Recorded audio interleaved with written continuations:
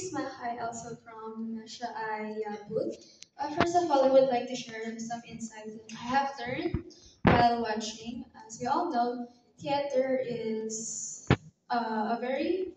open to different interpretations, and it might have shown different perspectives, hindi lang po sa mga mahihirap, but it was also able to explicate or explain the paradoxes of those people na mayayaman na hindi lang din po yung mahihirap yung nakaka-experience ng problema.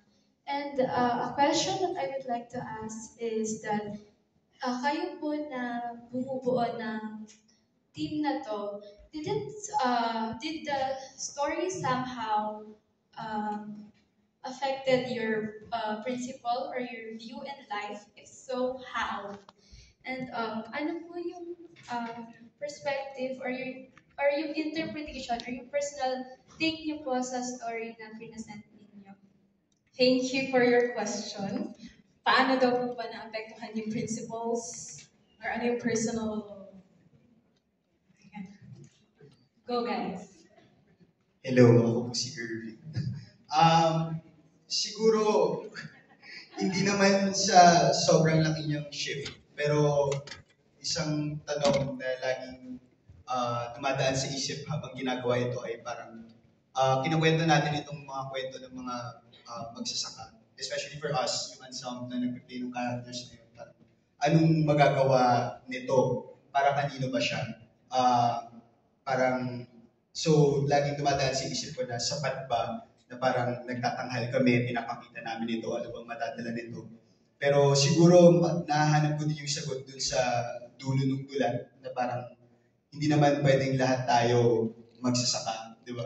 Parang buo naman yung system natin na meron talaga tayong mga piniplay na rules. Na parang, so siguro ang role na piniplay ko ay isang nagkukwento para may parating at may pasok sa isipan ng mga tao na, uy, nag-i-exist itong mga tao dito na baka pwedeng isipin nyo din sila at kung anong maaari nyo gawin.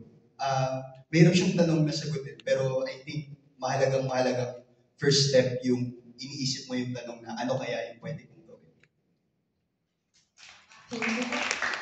Okay. Ako po parang short answer, parang lagi tinatanong sa amin ni Sir Chris, paano ba nakaka-apekto yung feudalism sa pang-araw-araw na buhay namin. Parang yun yung isa sa mga pinost ng questions. So parang isa sa mga lumabas na sagot. Yung kung paano tayo nakikipagkapwa-tao sa mga nabibigay serbisyo sa atin sa araw-araw, sa service crew, sa fast food, sa Grab, yung mga ganun. Na minsan, akala natin dahil sila yung bibigay service, meron tayong power over them. Pero yun yung nakasanayan nating culture. Pero yun yung binabaril nitong sistema na to, yung production na to, na yung sistema na yun, hindi dapat nag-i-exist.